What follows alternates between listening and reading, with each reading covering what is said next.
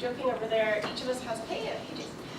We have like a 45-minute rambling version we can do without notes that would probably be a little less boring, or we can actually follow the papers we wrote. So I'm going to be, sort of basically just reading an academic paper, and apologies in advance for the sheer boredom this will inflict. I really got to stick to the script here, or we're gonna end up going all day. We'll just wait until the Q&A at the end to have a little more fun with everyone. But I hope folks will write down questions and be ready for a lively discussion. So now this paper I'm about to read is part of an effort. Is part of an effort to build language to allow better cross-medium conversations about LARP. For example, say you want to run a 2-week-long LARP unit in a college course about new media, or a LARP studies course in general, where you're teaching LARP as literature. Or say you want to run a LARP as part of a festival, and the organizers just don't understand how LARP as a medium is any different than the immersive theater events that are already being run. How do you justify including LARP as its own media form? So part of the sort of shameless utilitarianism of this is, to be able to work towards having that cross-disciplinary language to really situate LARP in media studies. I use the language of narratology, semiotics, and ludology to draw analogies between LARP and other media to show what's unique about LARP. My central question here is, how is LARP its own medium? And as a medium in its own right, it is going to have its own literacy. So how does LARP literacy on the ground actually work? So let's see. I'm going to be talking about 3 basic elements of LARP literacy in this paper. Noise filtering, which I almost consider analogous to bookbinding in terms of LARP's media form. Direct diegesis, and gamified diegesis. And I would love to discuss these terms with people. These are like Jeanette's narratology, where I'm drawing these terms from. But in other communities, other writers have found different ways to situate these same activities within their discourses, and I'm excited for that cross-disciplinary discussion. All right, so time to really dive into this paper. So, LARP is an analog gaming medium through which players interact with a diegesis, or story world, both through acts that directly represent diegetic material and through the gamified deployment of diegetic signifiers. Diegesis is a term often used in film and media studies to refer to what might be thought of as the story world of a given piece of narrative media. The concept of diegesis is useful to those who engage in collaborative forms of storytelling, in which control over different parts of a narrative have been distributed to members of a team, such as in the creation of films and video games. When creating a film, for example, it is vital that many members of your storytelling team, the directors, the actors, the DP, the sound designer, the editors, are all in agreement about whether the music in a given scene they are co-creating is diegetic, so it's part of the stories and the characters can hear it, or if it is extradiegetic and only the audience can hear it. Like those screeching violins in a horror movie, if the character could hear them, they would not go through that door, because it's extradiegetic. Since the term diegesis is perhaps overly technical, you don't hear it thrown around on film sets a lot, but the concept certainly is. It's in all media studies textbooks that you have to hit if you're going into that field. And you'll hear diegesis thrown around in the form of questions like, can her character hear that? Or what's going to be put where that green screen is? They're talking about the story world there. They're talking about the diegesis. Rapid communication about what is happening in a diegesis is likewise important to those participating in the LARP media form, because perhaps even more so, because unlike filmmakers, LARPers do not merely co-create diegesis. They simultaneously experience it as spectators, which is to say, LARP is a form of narrative media that has no fourth wall, at least not in the traditional sense. It is not possible to distinguish between those creating the story and its audience. This phenomenon has been called first-person audience by Christopher Sandberg, and it occurs in both the LARP and tabletop mediums, the premier forms of analog role-playing game. But LARP distinguishes itself from the tabletop medium through the use of live-action theatrics and WYSIWYG props to convey narrative content. Additionally, because of this live-action requirement, LARP participants also experience what Mike Vajola calls interimmersion.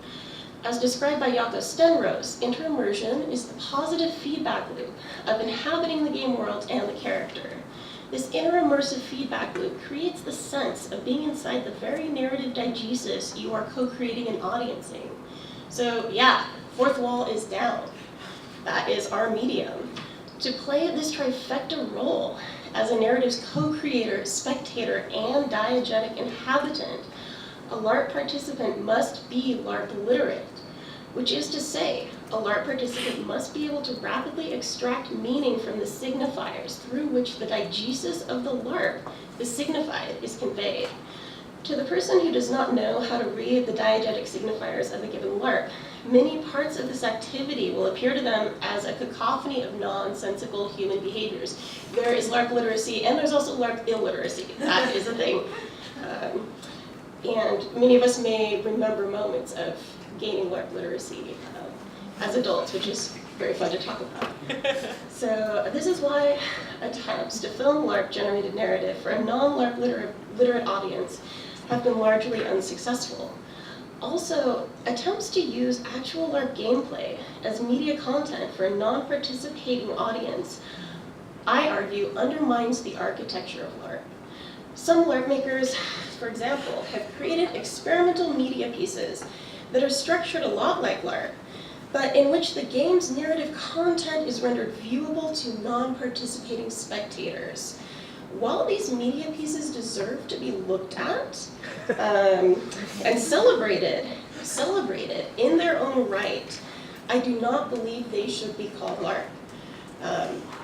LARP's lack of architecture for rendering a medium viewable to a non-participating audience is by necessity a key part of its architecture. You don't want to put a fourth wall in there. We'll talk about this maybe in the Q&A. But additionally, while there isn't time to adequately discuss the many forms that LARP has taken in the 40-odd years since the medium was more or less formally codified, it is really worth noting, or it is really worth taking a moment to emphasize that very different LARP communities around the world have found very different ways to structure LARP. And whatever you think LARP is, there's probably something out there that will turn your idea of LARP on its head. New forms of structuring LARP and of gamifying the co-creation of diegesis are sprouting up all the time. So, getting to the question of LARP literacy, how do LARP participants read the signifiers of diegetic material while simultaneously audiencing, co-creating, and experiencing the things of that diegesis? So, getting to the fun stuff. All right, so the first element of LARP literacy I'm going to talk about is what I call direct diegesis. LARP is prided on being the live-action form of RPG. A common feature of all LARPs is that at least some of the game's narrative content is generated through live-action theatrics and WYSIWYG props. So these things are to be read as directly diegetic. So while LARPing, I might literally walk up to another player, make an in-character proclamation that, you sir, you stole that watch, you stole that pin that you're holding. And at that moment, when we're having that interaction, we're taking that in game. It's WYSIWYG. This part of LARP literacy is very easy. We know it from theater. The things unfolding right in front of you, that's actually the diegesis. This element of LARP isn't very different than the sort of live-action, impromptu content generation that happens in immersive theater, walkabout performance art, and historical reenactment. What sets LARP apart from these other media forms is that LARP also has gamified diegesis. But before we talk about some ways gamified diegesis appears, here's another element to LARP literacy that I want to draw your attention to. I'm going to try to make this quick. So noise filtering. borrowing and expanding upon the concept of noise-to-signal ratio from telecommunications engineering, sort of where I'm working to find terms here to really plug this into other forms of media analysis. We might consider the most basic skill for any type of literacy to be the ability to distinguish between noise and signal. So while listening to a radio broadcast, this entails the ability to distinguish between the radio show, which is considered signal, and the moments of crackling static, the noise that might interrupt the show as your car weaves along a mountainous road with reception fading in and out. So to extend that into another media form, let's say we're talking about noise and signal in the book medium. So the wrinkles on the page, those are noise. You're reading a book in a cafe, people talking next to you, that's noise. It's so easy to figure out where the signal is. It's being conveyed by the signifiers on the page. But with Larp, because we lack that fourth wall architecture, because we lack that sort of item that you're focusing on to get story, differentiating where the noise is and where the signal is isn't going to be so simple. And I got the 5-minute mark there, so I'm going to kind of go fast through this and just, gesture towards the fact that our noise filtering conventions in Larp are in this very funny place. And if you have no standardization yet, you go between communities, you might say on game, off game. Quick show of hands, in your Larp community, what are some ways that you signal that you're out of game? All these different gestures. Or I might take a weapon and go like this. I might say off game, I might say out of game, I might say out of character.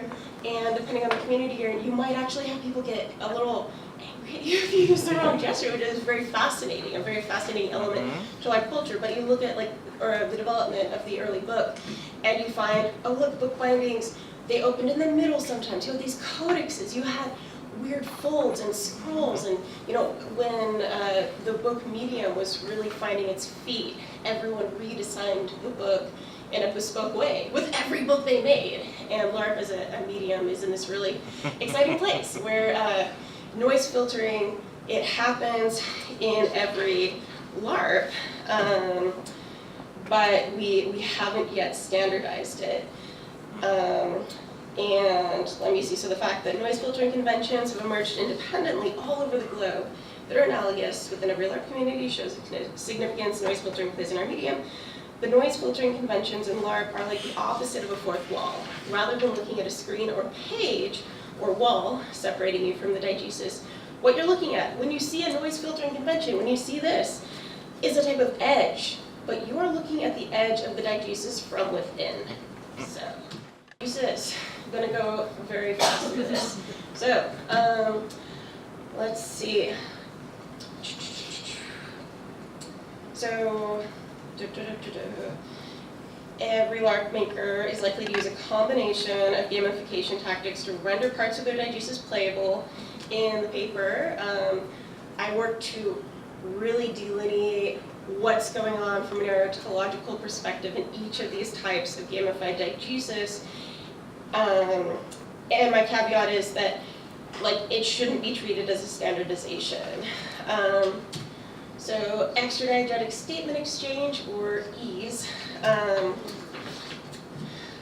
when sort of workshopping some of the basic concepts in this with Marcus Montola, who I'd say in his 2012 dissertation really worked to delineate what I call EAS as a type of act. You must become literate in EAS to understand when it is going on. Montola found 3 types of illocutionary statements were happening in occasions of EAS: assertions, directives, and declarations.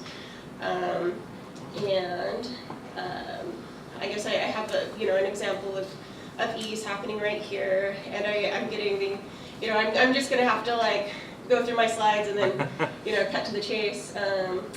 But in my work with the Humanities and Critical Code Studies Lab, part of our work is to go through coded moments and annotate them. So, some of the efforts for this paper have been, to take a moment and say, wow, those who are literate in EAS in Larp know how to differentiate between an extradiegetic statement and a directly diegetic statement in these rather complex ways. And folks don't go into the game situation knowing this in advance. This is a prime way of communicating and co-creating diegesis in Larp, tabletop, and it emerged in the 1960s.